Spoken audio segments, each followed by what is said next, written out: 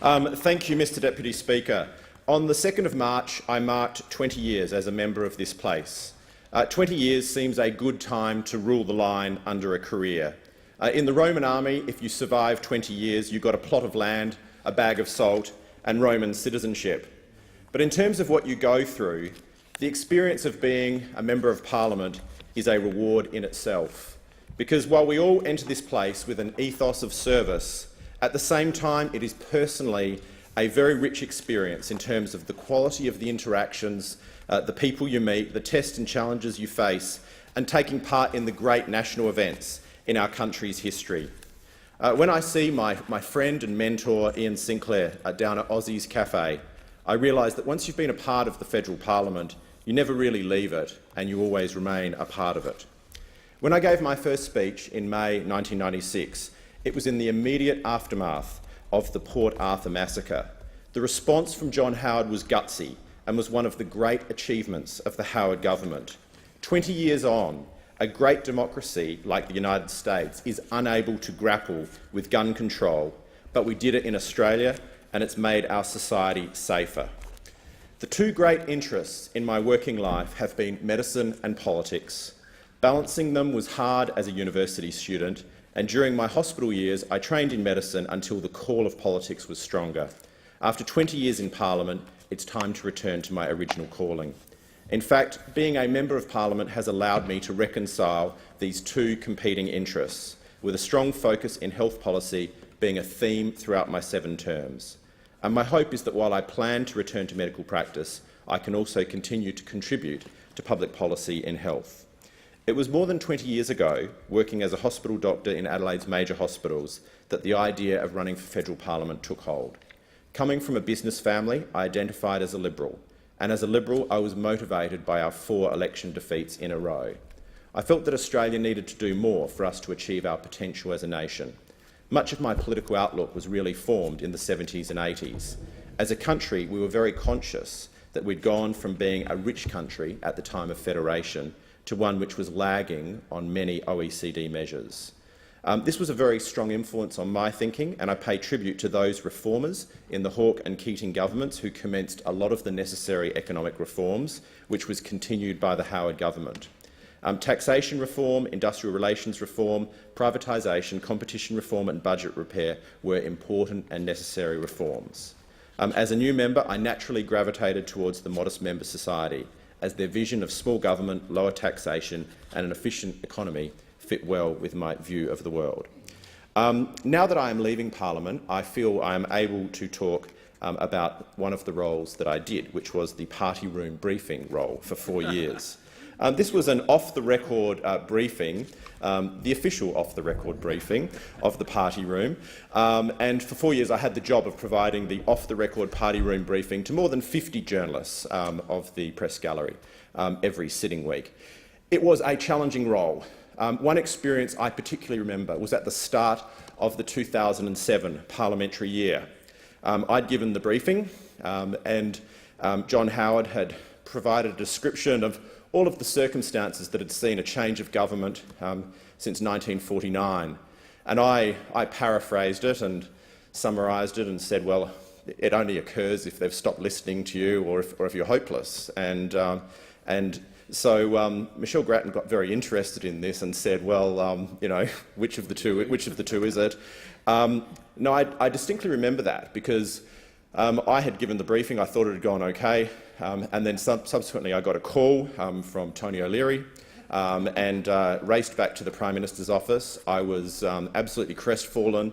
I was apologising, saying, I'm so sorry. And what I'll never forget was their response. And their response was not to carpet me, not to abuse me, not to yell at me. Their response was actually, for John Howard, he just said, no, don't worry about that. Just fix it. And I just think that group around John, you know, Arthur Sinodinos, Tony Nutt and Tony O'Leary, was really the best operation that I've seen in my 20 years, and they are back, as the Leader of the House has said. But it was a very good experience, just to see how they dealt with it. Instead of yelling at me, it was actually, no, just fix it. Don't worry about that. Now, turning to committee work, I've had the honour of chairing two of the big joint committees of the Parliament, serving as chair of the Joint Standing Committee on Treaties from 2003 to 2007 and chair of the Joint Committee on Public Accounts and Audit from 2013 to 2015. In terms of the Treaties Committee, enormously varied work. One of the highlights was the ratification of the US Free Trade Agreement, which was our largest free trade agreement at the time. We examined the modelling, we considered quarantine, intellectual property issues, the pharmaceutical benefit scheme, tariffs for beef, sugar, even peanuts. It was a high-profile inquiry, and I'm proud of the work that the committee did, and in 3 months we produced a 300-page report outlining all the issues. You might remember in 2004 it did become something of an issue with the approach that Mr Latham's opposition took at that time. I've also been pleased to chair the Public Accounts Committee, and I wanted to speak a little bit about the way I've approached chairing these committees. When we started chairing the committee, my deputy chair is a member for Charlton. I know he's not a favourite on this side, but when he turned up, for the first day, I think he was ready to fight. A lot of our up-and-comers were ready to fight as well, and instead, as chair, I thought the better approach was, sure, let's have our partisan fights, but for the credibility of the committee, we need to actually work together. I knew that he'd worked for Greg Combay, and I was very keen to harness his expertise in the defence industry area, and that's come through with some major changes to the defence major projects. More recently, since October, I've been chairing the Procedure Committee, and although it's only been a short time, we've already produced an inquiry for nursing mothers in Parliament. We've done an inquiry into the consideration in detail debate, which sounds very dry but does allow for more of an estimate-style questioning after the budget, and we're also conducting an inquiry into electronic voting. As Shadow Minister, I was part of the Shadow Ministry for 6 years of opposition, and I'm proud of the way that I constructively approach my various roles. I served as a Shadow Minister under the leadership of Brendan Nelson and Malcolm Turnbull, and as a Shadow Parliamentary Secretary under Tony Abbott. Firstly, in employment services, vocational education and sport, and then in various areas of the health portfolio. I thank Christopher Pyne for handling responsibility for international education to me at an important time for this industry, when Indian students were experiencing violence in Melbourne. It is a great success story how in the last 30 years our universities have built education services to be our third largest export. Later, covering health, I had responsibility for primary health care, e-health and preventive health. All of these portfolios were highly technical portfolios with lots of detail to get across. I worked closely with Victoria Madison, David Colmer and Ryan Post in my portfolio roles, and I thank them for their detailed work. They all went on to serve to work as ministerial advisors. In reflecting on that time, often as a Shadow Minister, you're just focusing on small victories. I remember one with the Productivity Places program. This was one of the signature Rudd government programs. And we had the job of just trying to pick it apart. And what we found was they had online training courses for hairdressing, entirely online, no practical. There was, at one time, 94,000 places, only 6,000 of them got jobs. Kevin Rudd and Julia Gillard would say, this is all about addressing shortages in mining and construction, which sounded great as a soundbite. The only problem was there were no courses for mining or construction, which was a slight problem.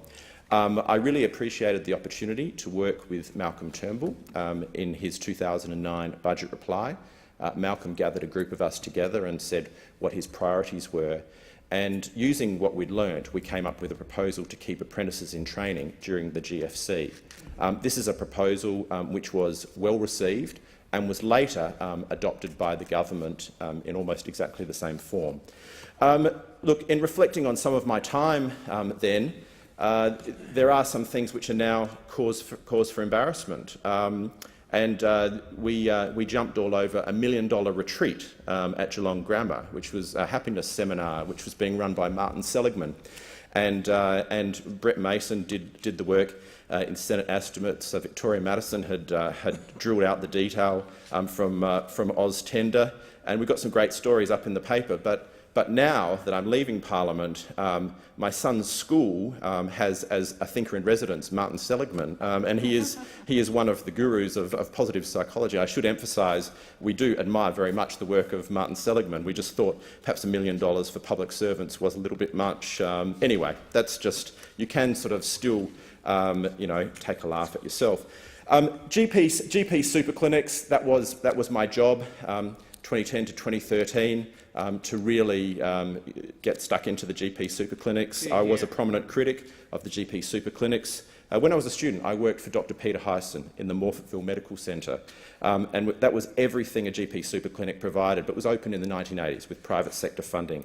Every major suburban town already has a large family medical centre which has been provided by the private sector. The GP super clinic program was something which sounded good, but was not really a role for government to provide what the private sector was already doing. I also had carriage of the opposition response for the tobacco plain packaging laws in coalition parties, and I see the member for Mitchell down there. In coalition parties, which have a broad interest, that is a very difficult one, balancing the preventive health sides versus the legitimate sort of business side as well. Having worked for 6 years in the Shadow Ministry and for 4 years on health policy, I had hoped to be working in a health role in the Abbott government. It wasn't to be. But I continue to be interested in chronic disease management, the primary health networks, preventable hospital missions and quality and safety. In this term of Parliament, I've worked with the Stroke Foundation, Heart Foundation, Diabetes Australia and Kidney Foundation on getting integrated health checks put into Medicare, making them part of primary care. Also working with the member for Swan, I've pushed for an inquiry into chronic disease management and prevention, which the Health Committee have been undertaken. Locally, I'm proud of the roles I've played in delivering a cancer centre at Flinders Medical Centre, the State Aquatic Centre at Marion, and breaking the roadblock on the South Road upgrade at Darlington. And I see the member for Mayo and thank him for his work on that too. I thank the residents of Adelaide's southern suburbs for their support in 7 federal elections and all their feedback, both good and constructive. The 7 election campaigns were incredible experiences. When you're in the middle of it, there's so much happening that a day seems like a week. Until you're back in the middle of one, you forget the intensity of the experience, and I'm happy to leave that to all of you. My first campaign office was on Goodwood Road, just opposite Big W at Cumberland Park. It was opened by John Howard in January 1996. I actually met my wife, Kate, there when I convinced her to work on my campaign, and much later persuaded her to go out with me. My first campaign manager was Charles Hurl, 81 years old and a former Lancaster bomber pilot. He would arrive early in the morning, leave late at night and answer the phones all day. His work ethic was remarkable. He'd retired from a successful career in property early, and the Liberal Party was very lucky to have full-time volunteers like Charles. When I was pre-selected, Boothby was a 7% seat, and it's now a 7% seat, so I'm happy to be leaving it as I found it. I feel very proud of our results in 2007 and 2010 when we held on in the face of a very strong swing to Labor. I've had elections when I had to gather my family together and ask them to prepare for all eventualities, particularly in 2007 and 2010. To their credit, they had already worked that out, and it was unnecessary. It makes it even more pleasing to be leaving on my own terms. I remember in 2010, when the result in Boothby was much closer than any of us would have liked. It was particularly heartwarming that friends of mine like Patrick Secker and South Australian MP John Dawkins, as well as Senator Simon Birmingham, who's here today, as soon as they heard I was in strife, they hopped in their cars, they drove to my electorate to help with the scrutineering. I also remember the calls from colleagues like Albie Schultz and Bruce Bilson at that time, when things were really on the line. I think the old adage, a friend in need is a friend indeed, was never truer. I was pre-selected in November '94 when the Boothby College met at Enterprise House on Greenhill Road, and I was lucky enough to emerge as the winner from a field of 8 candidates. Yes, Member Sturt wasn't quite as excited as I was that night. And I would like to thank the Liberal Party for the opportunity you gave me to serve our local community. Without the Liberal Party, I would never have been a federal MP. To serve in federal parliament is, as I've said, a very rich experience. I have so many fond memories of Christmas parties at Mitcham Reserve or our home, election night parties at my office or the Marion RSL, and having the media following me around during campaigns. In fact, in my first campaign in 1996, the day after the election, I was waiting for the call from the Adelaide Advertiser, and when no call came, I sort of rang up and they said, "Oh no, you're a safe seat, there's just no interest in this." Now, I was able to change that in subsequent elections. There was subsequently a lot more interest in that. In 2001, when the Democrats said they were going to win the seat, the ABC got very excited and had the van down outside my office already, and they left pretty soon after that. But no, there was certainly, for most of those elections, there was a lot of interest. I'd like to thank all who served on my FEC. Jeff Arnold was my first FEC president and Marion Thermeliotis was my last. All my presidents and executives kept the wheels of the political machine whirring. During that 1994 pre-selection, I met with Neville Newton in Bellevue Heights, who was a great local figure. He was our auctioneer at quiz nights and he was a great source of political advice. His advice on the best strategy to tackle Kevin Rudd and Nicole Corns and the 2007 election was exactly the same as our advice from Crosby Textor, and it was much cheaper, I might add. His daughter was having twins and was staying with him to be close to Flinders Medical Centre. Those twins are about to turn 21. And another grandchild of Neville's, Jack Newton, is one of our committed young Liberals. That illustration of the passage of 21 years really confirms my decision that this is the right time to step down. The Liberal Party have pre-selected Nicole Flint, who as a lawyer, advisor, Flinders graduate, Menzies Research Centre author and columnist has the necessary skills to make a great federal MP. In terms of some experiences that really stick out over 20 years, as the Australian parliamentary representative at the United Nations, I had a range of experience during that 3-month posting, attending meetings with Alexander Downer, meeting Kofi Annan, observing ministerial-level Security Council meetings with Jack Straw and Condoleezza Rice were some of the highlights. One of the most memorable was to follow John Howard for the day and sit in on his meetings, from the Danish Prime Minister to the editorial board of the Wall Street Journal, the investment banks, and finally with Ariel Sharon. To see John Howard at that level was to receive a masterclass in politics. I've also experienced the opportunity to visit the Australian Defence Force on deployment, from the Peace Monitoring Group in Bougainville in 1999, hanging on the outside of Vietnam War-era Iroquois helicopters, the HMAS Ballarat and the Orion cruise in 2006 during the Iraq conflict, and to Afghanistan and coalition headquarters in 2014 with the member for Rankin.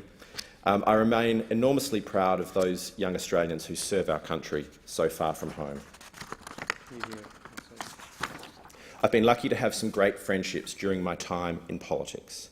I've had so many great friends, but my two greatest friends and confidants have been Andrew Thompson and the late Don Randall. They've both been lifelong friends since we met 20 years ago. I still miss Don so much, and every week there are things that I think of that I would like to share with him. I'd also like to thank all my staff over the last 20 years. Their job was to make me look much better than I was, and I think mostly they succeeded. 2 staff members were with me for most of my time. Anne DeCure has been there since day one, and Nita Freer-Cooling for 14 years. We've known each other so long, they're more like family to me.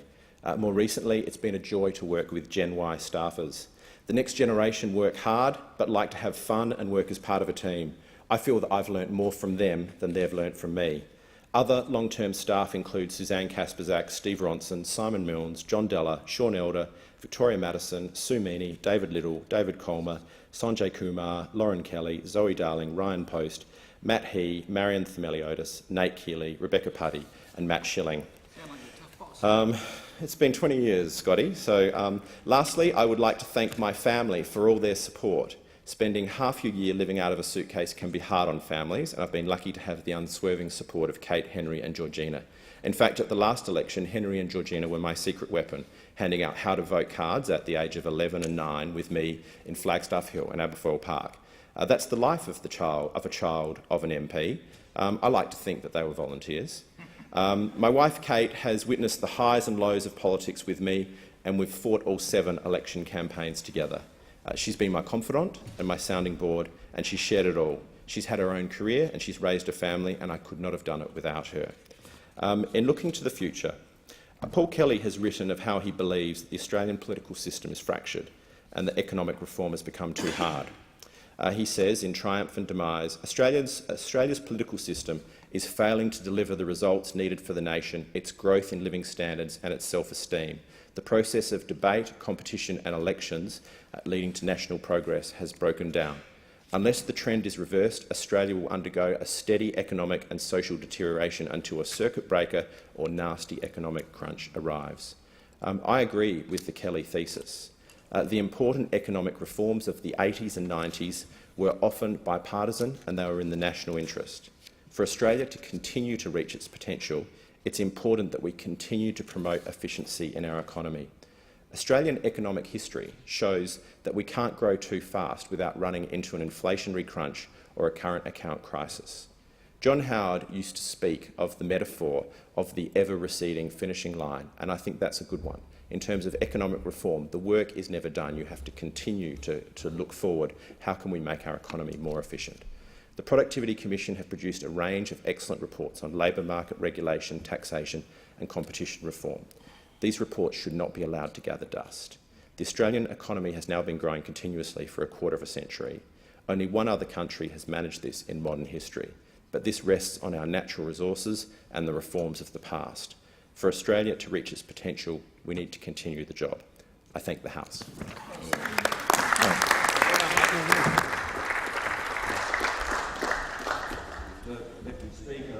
Prime Minister.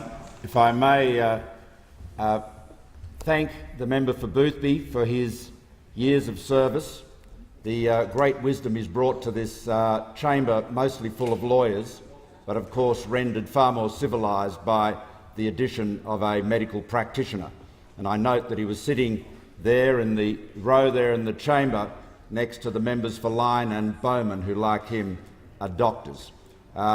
He has a very outstanding successor, the Liberal Party hopes, in Nicole Flint, that he's described, but she is a lawyer and a very good one too, I might add.